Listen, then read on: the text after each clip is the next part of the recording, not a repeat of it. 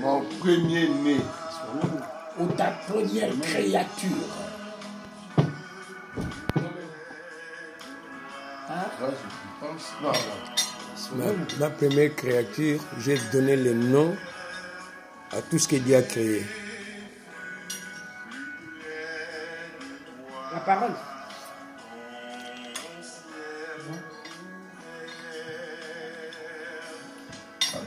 Quelle est ta première créature? La première créature. Bonsoir. C'est pas ce que je dis. La vie. C'est pas ce que j'ai dit.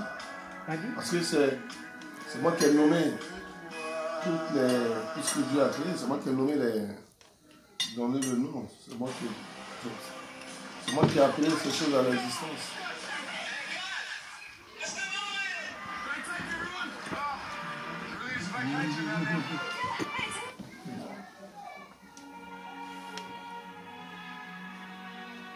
Mais c'est toi qui nous disais hier.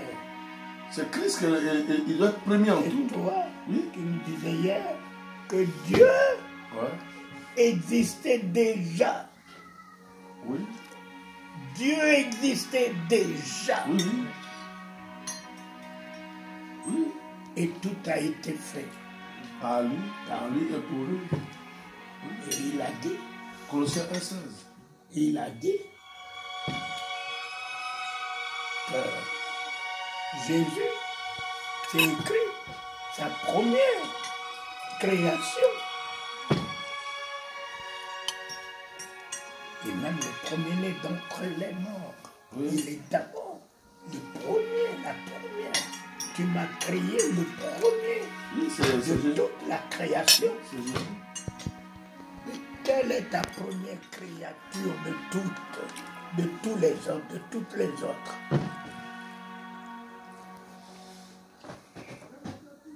Jésus est le premier en toutes choses. On est bien d'accord. Mais oui, mais Jésus, c'est le premier. Le premier, il dit création de toute la création. Mais le tien, c'est quoi?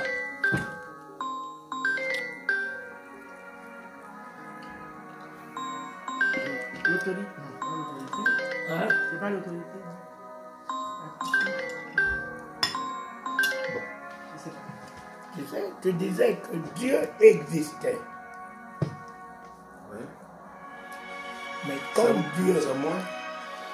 quand Dieu existait et qu'il n'a pas ouvert sa bouche pour parler, personne ne la connaît. Mhm.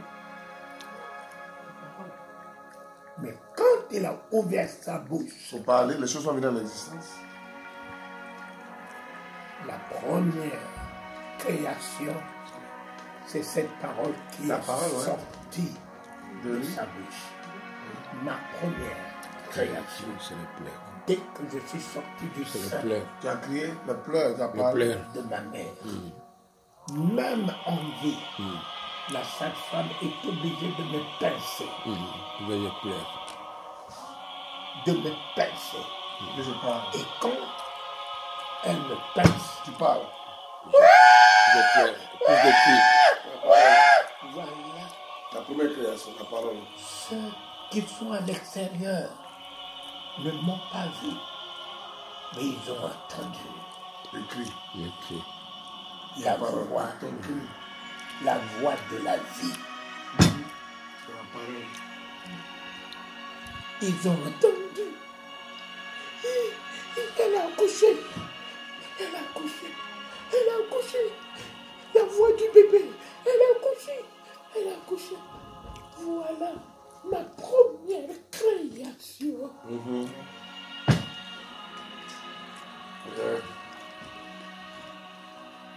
La vie était là, mais la vie doit s'exprimer.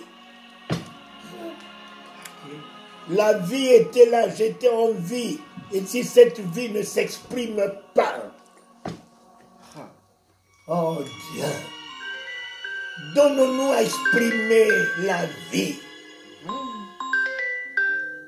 Je crée par ma bouche mon monde. Tu as vu, c'est pourquoi il proclame. Je crée par ma bouche ma guérison. Je crée par ma bouche ma délivrance. Je crée par ma bouche mon miracle. Oh yes.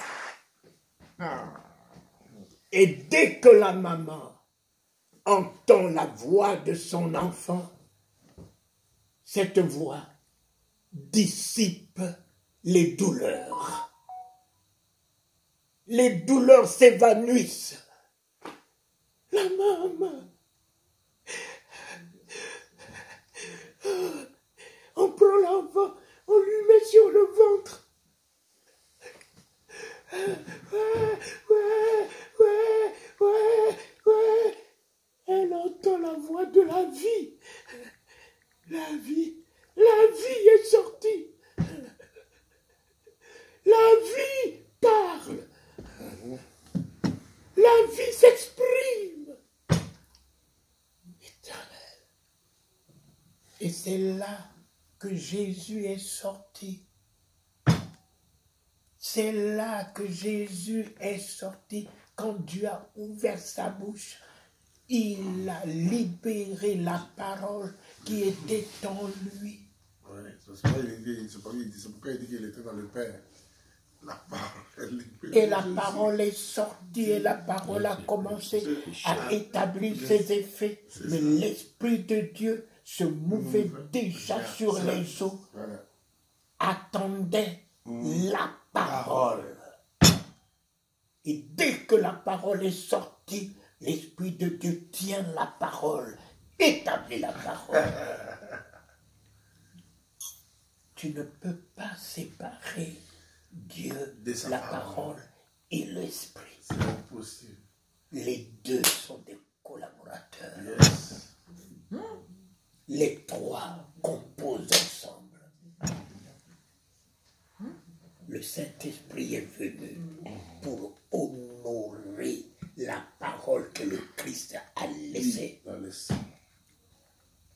Il n'est plus venu pour prophétiser. C'est pourquoi il a dit, il prendra tout de Le Saint-Esprit ne vient plus pour prophétiser.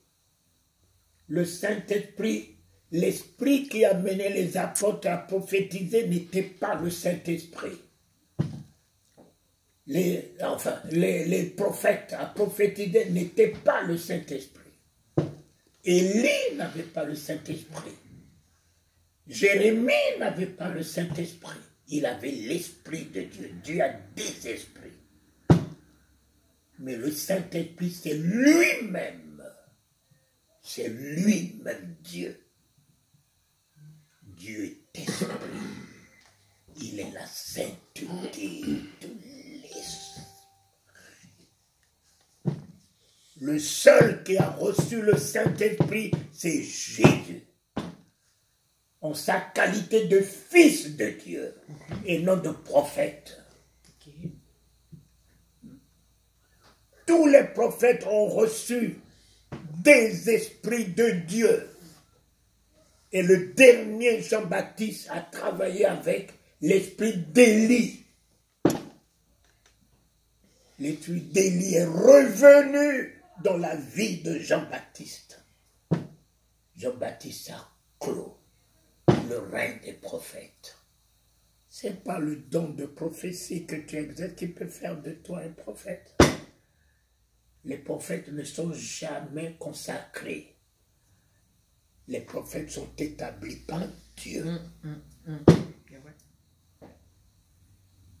On consacre les prophètes, on consacre les prophètes, on consacre les prophètes. Les prophètes ne peuvent pas être consacrés parce qu'ils sont la bouche autorisée de Dieu. Ils ne ramassent pas les prophéties par terre. Ce sont des gens qui ont une communion avec Dieu.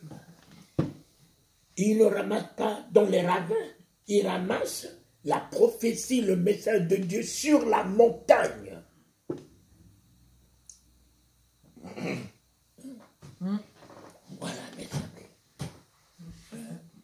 Samuel n'était pas consacré par Élie. Quand Dieu a appelé Samuel, Élie a répondu, il a dit non, je vais parler à Samuel. Je veux m'adresser à Samuel, c'est pas toi, Élie. Et c'est lui qui a investi Samuel. Donc, les amis, je suis prophétesse, je suis prophète, je suis prophétesse. Hein? Le mari devient pasteur, devient apôtre, consacre sa femme prophétesse.